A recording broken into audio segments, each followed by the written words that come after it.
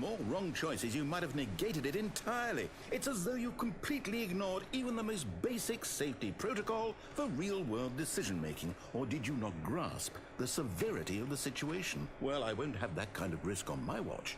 I'm going to stop the game for a moment so we can educate you properly on safe decision-making in the real world. Please observe this helpful instructional video. Choice. It's the best part of being a real person.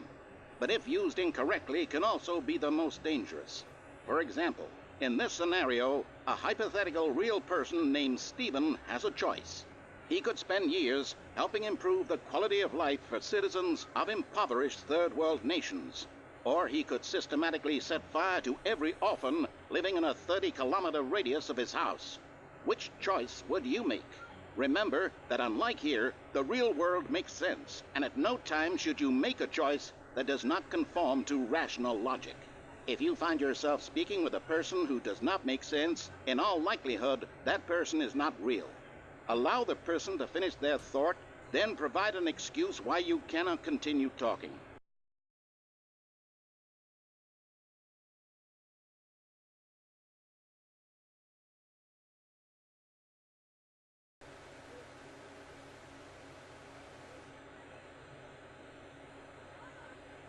Excellent.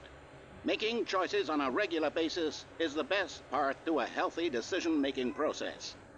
Most medical professionals recommend making at least 8 choices per day. Do you make more than 8? Less? And finally, if you begin to wonder if your choices are actually meaningful and whether you'll ever make a significant contribution to the world, just remember that in the vast infiniteness of space, your thoughts and problems are materially insignificant, and the feeling should subside. At this time, your instructor will guide you in an exercise to test and reinforce the material covered in this video. Welcome back. You may have noticed that this room has begun to deteriorate as a result of narrative contradiction. But not to worry.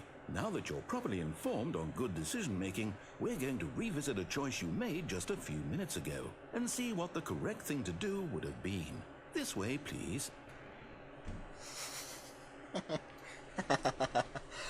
Okay, so their instructional video, one of the problems that I saw was a 16-year-old was smoking, number 1. Number 2, why was there an instructional video? Oh gosh, this is the best game ever. Alright, which way? This way.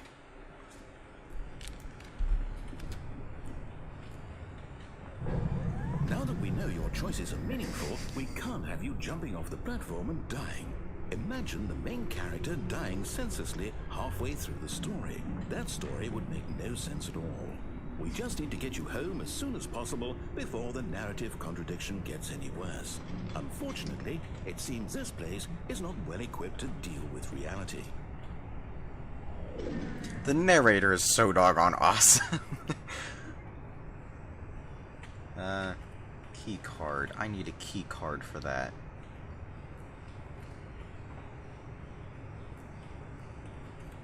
Is there a key card around here?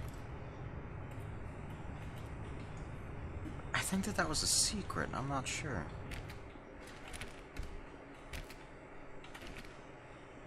Do any of these open?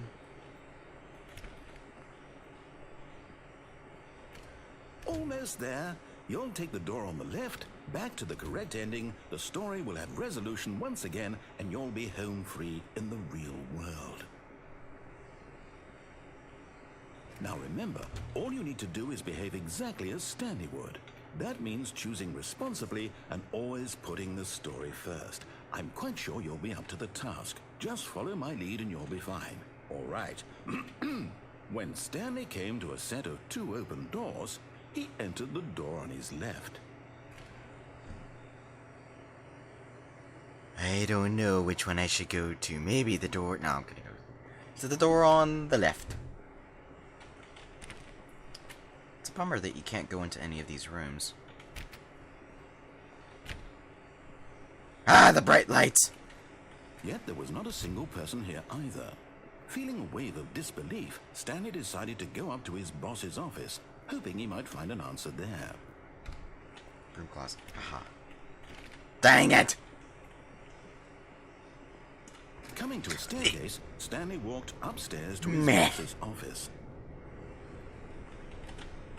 That won't open.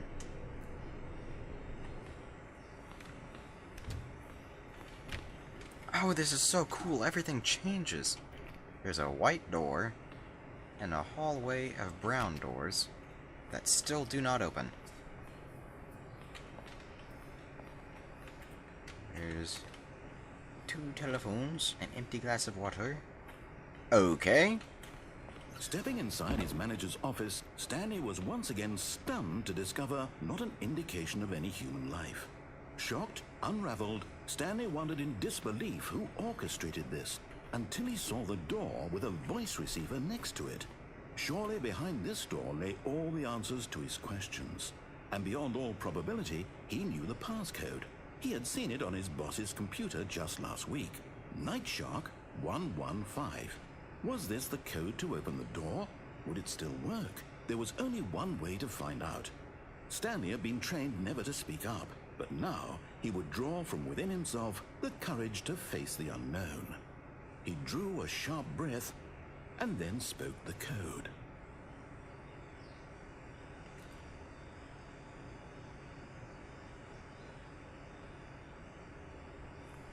Oh, wait, do I actually get to speak? Hang on a second. Stanley spoke the code. Nightshark 115. 115. He spoke it into the receiver, right there on the wall. Nightshark 115. I'm Interesting. sorry, is there a problem? You didn't mishear me, did you? Please speak the code into the receiver. Otherwise, we can't get on with the story. This is a crucial step. I am very Okay, confused. fine. You're not going to do it. But you know what? It's pretty humiliating to bring you this far, only for you to suddenly decide you have better things to do. I asked you for this one single thing, for your respect. Nightshark Kind of 115. respect Stanley shows for his choices. He knows what it means to take a story seriously.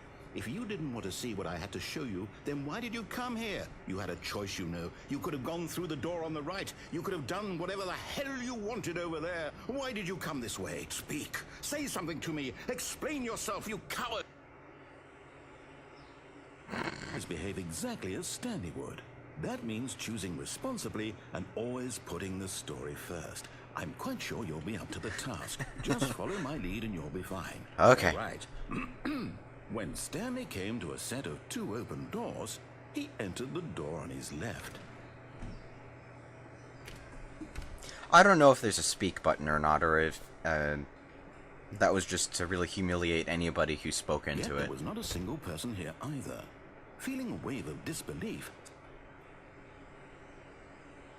behave exactly as Stanley would. Okay, That into the means store. choosing responsibly and always putting We need to go into the store. first. I'm quite sure you'll be up to the task. Just follow my lead and you'll be fine. All right. When Stanley came to a set of 2 open doors, he entered the door on his left. Oh, they open the opposite way. Okay. No! To the right. Why did you do that? Quickly, Whoa. hurry back in the other direction. Perhaps we're not too late. Dang it. They foiled my plans again.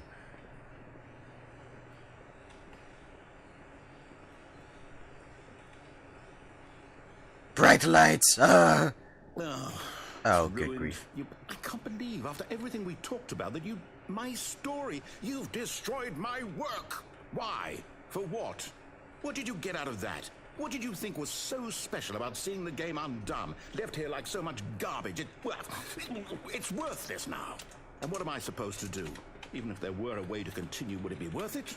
To know that my story is now incorrect? How can I go back to that? I can't erase that knowledge. I'll have to live with it forever. Reliving its impossibility forever. I couldn't live that way. Is it better to shut the game down entirely? To willingly destroy all of my work? I don't know. What's the answer? What do I do? What do I do? What do I... No, I have to. I have to shut the game down. I have to. I have to.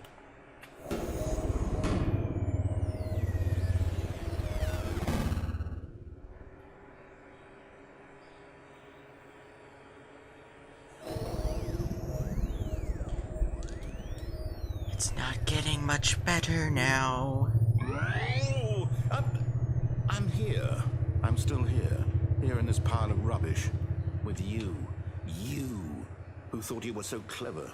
Now look where we are. My entire game is destroyed. It was the only thing in the world that was mine, and you've run it into the ground. What, did Sorry. you think that would be funny? No. You just had to see?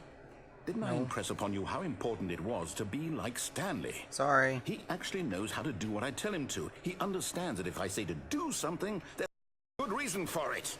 Sorry. That thought hadn't even occurred to you, had it? That there's a world outside of you? You're a child. Apologies. Oh, my story.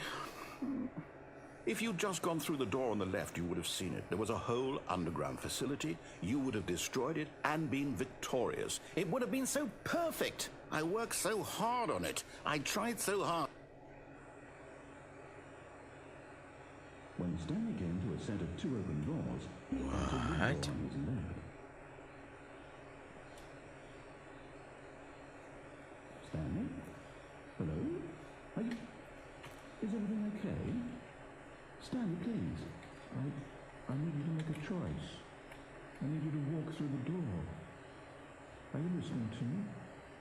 Can you hear me? Is everything all right? Stanley, this is important. The story needs you. It needs you to make a decision. It cannot exist without you. Do you understand me? Whatever choice you make is just fine. They're both correct. You cannot be wrong here. We can work together. I'll accept whatever you do. I simply need you to take that step forward, please. Choose. Do something. Anything. This is more important than you can ever know. I need this. The story needs it. So, you hear me? Are you there? Are you listening to this? Stanley, are you there? Okay. It's okay, I can wait. You need time to decide. Time to make sure your choice is correct. That is the best choice. That's all right. I'll wait for you to decide what's the right thing to do. Take as much time as you need.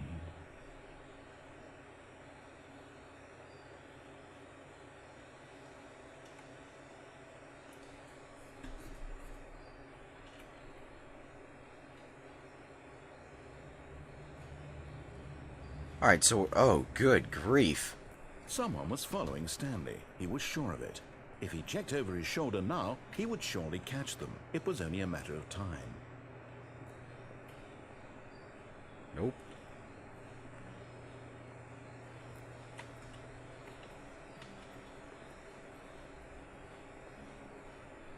When Stanley came to a set of 2 open doors, he entered the door on his left. Whoops. 1 second. Gotta replace my headphones. Alright.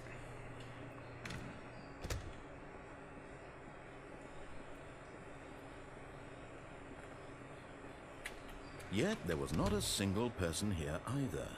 Feeling a wave of disbelief, Stanley decided to this go is up getting to his a boss's little bit office, hoping creepy. he might find an answer there. Ah, you have not foiled my plans this time. No, not part of this. I'm not going to encourage you. I'm not going to say anything at all. I'm just going to be patient and wait for you to finish whatever it is you enjoy doing. Downstairs. To a staircase, Stanley walked upstairs to his No, boss's office. I'm gonna go downstairs. To the underground bunker that you were talking about. What's this? Yeah, just a little note. To number 12. But Stanley just couldn't do it. He considered the possibility of facing his boss, admitting he had left his post during work hours. He might be fired for that. And in such a competitive economy, why had he taken that risk? All because he believed everyone had vanished. His boss would think he was crazy. And then something occurred to Stanley. Maybe, he thought to himself, maybe I am crazy. All of my co-workers blinking mysteriously out of existence. I'm going in a circle, aren't I? Reason at all. None of it made any logical sense. And as Stanley pondered this, he began to make other strange observations. For example, why couldn't he see his feet when he looked down? Why did doors close automatically behind him wherever he went? And for that That's a matter, good question. these rooms were starting to look pretty familiar. Were they simply repeating? No, Stanley said to himself, this is all too strange. This can't be real. And at last, he came to the conclusion that had been on the tip of his tongue. He just hadn't found the words for it. I'm dreaming, he yelled. This is all a dream. Oh, what a relief Stanley felt to have finally found an answer, an explanation. His co-workers weren't actually gone. He wasn't going to lose his job. He wasn't crazy after all. And he thought to himself, I suppose I'll wake up soon. I'll have to go back to my boring real-life job pushing buttons. I may as well enjoy this while I'm still lucid. So, he imagined himself flying and began to gently float above the ground. Oh my goodness. Then he imagined himself soaring through space on a magical star field, and it too appeared. It was so much fun, and Stanley marveled that he had still not woken up. How was he remaining so lucid? And then perhaps the strangest question of them all entered Stanley's head. One he was amazed he hadn't asked himself sooner. Why is there a voice in my head dictating everything that I'm doing and thinking? Now the voice was describing itself being considered by Stanley, who found it particularly strange. I'm dreaming about a voice describing me, thinking about how it's describing my thoughts, he thought. And while he thought it all very odd, and wondered if this voice spoke to all people in their dreams, the truth was that, of course, this was not a dream. How could it be? Was Stanley simply deceiving himself? Believing that if he's asleep, he doesn't have to take responsibility for himself? Stanley is as awake right now as he's ever been in his life. Now, hearing the voice speak these words was quite a shock to Stanley. After all, he knew for certain, beyond a doubt, that this was in fact a dream. Did the voice not see him float and make the magical stars just a moment ago? How else would the voice explain all that? This voice was a part of himself too. Surely, if he could just... He would prove it. He would prove that he was in control, that this was a dream. So he closed his eyes gently, and he invited himself to wake up. He felt the cool weight of the blanket on his skin, the press of the mattress on his back. I'm scared. The fresh air of a world outside this one. Let me wake up, he thought to himself. I'm through with this dream. I wish it to be over. Let me go back to my job. Let me continue pushing the buttons. Please, it's all I want. I want my apartment, and my wife, and my job. All I want is my life exactly the way it's always been. My life is normal. I am normal. Everything will be fine. I am okay.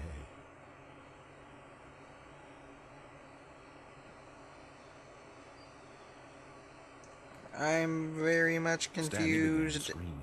Please, someone, wake me up. My name is Stanley.